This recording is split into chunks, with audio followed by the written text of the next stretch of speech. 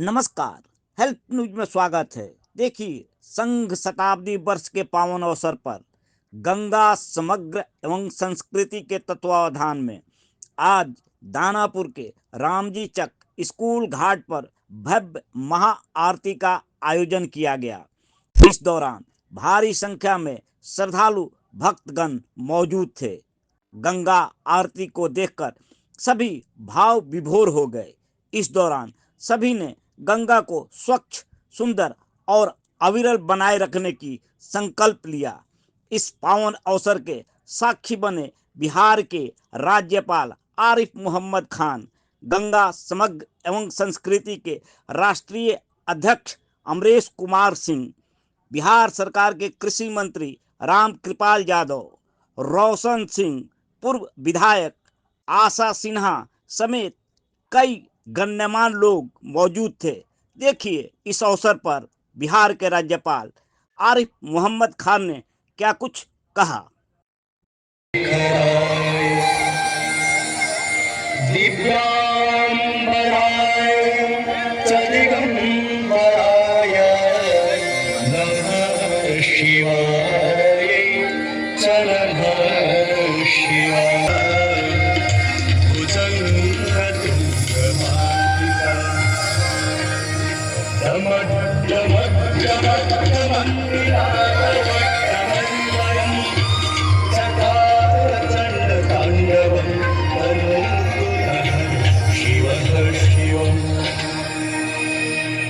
कृपया आप सभी भक्तजन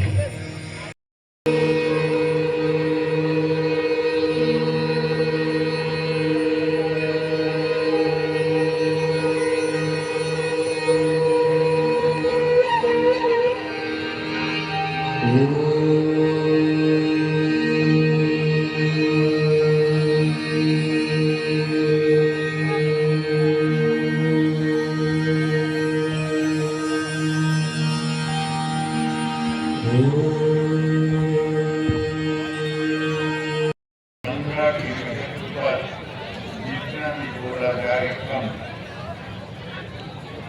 पूरी दुनिया में जो भी संस्कृतियाँ विकसित हुई वो नदियों के किनारे हैं। जीवन नदियों पर आधारित है, लेकिन हमारे यहाँ जीवन पर आधारित यही है हमारी संस्कृति, और हमारी संस्कृति भी आधारित है।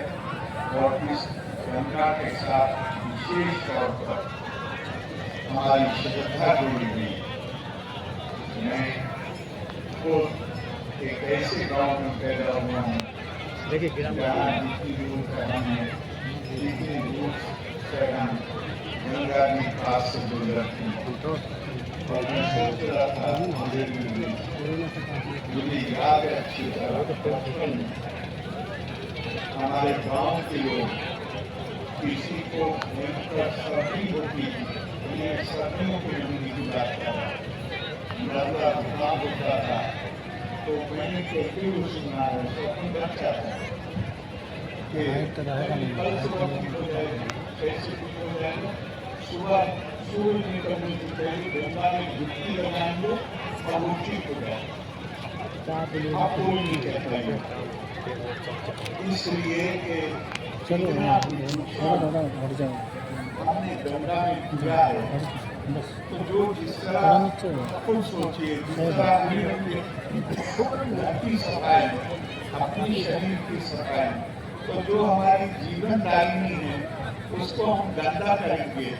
और मैं इनको फिर एक बार साधुवाद देखा हूँ गंगा समाज और इसमें लगे हुए सभी महानुभावों को कि हमारे लिए शायद ये नागरिक के नाते संभव नहीं कि हम सफाई कर दें, लेकिन हम चेतना पैदा करेंगे और हम ये सुनिश्चित करेंगे कि गंगा में प्रदूषण न पैदा किया जाए।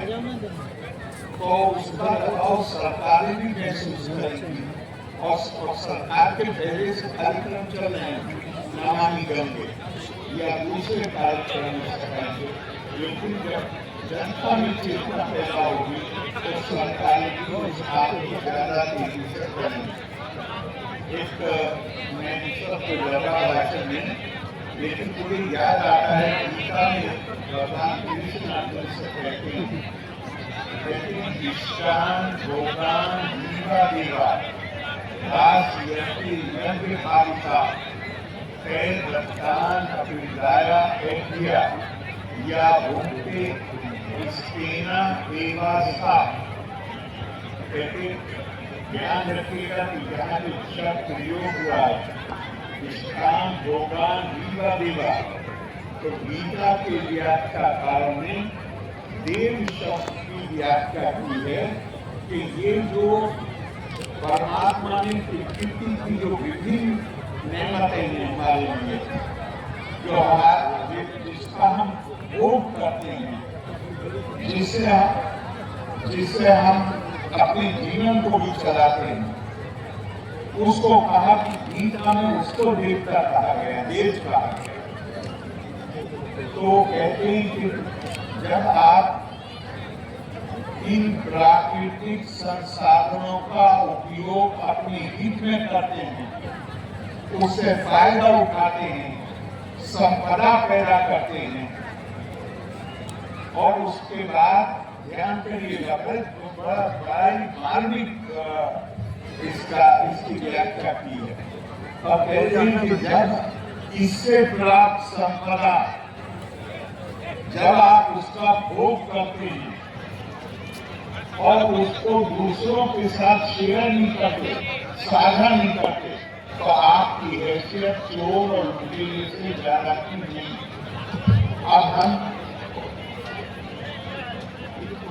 इसका एक मतलब ये भी निकलेगा कि अगर जो हमारी सुखदायिनी हमें हमारी जीवनदायिनी नदियां हैं, खासतौर से गंगा, अगर हम इनसे केवल फायदा उठाते हैं और इनकी निर्मलता और अविरलता को सुरक्षित रखने के लिए हम अपनी जिम्मेदारी अदा नहीं करते, तो फिर हमें इसी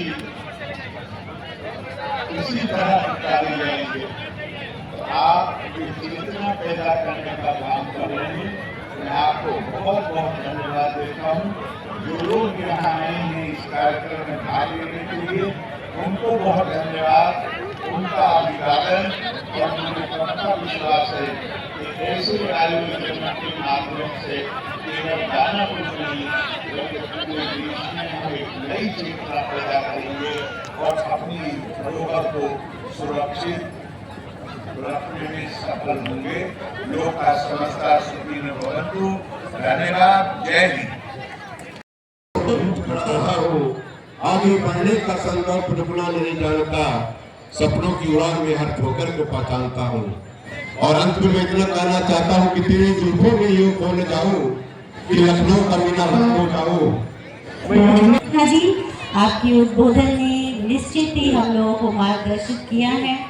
अब मैं अपने राष्ट्रीय अध्यक्ष श्री अमरेंद्र कुमार सिंह जी से आग्रह करती हूँ कि वो हमारे बीच हमारा मार्गदर्शन करें।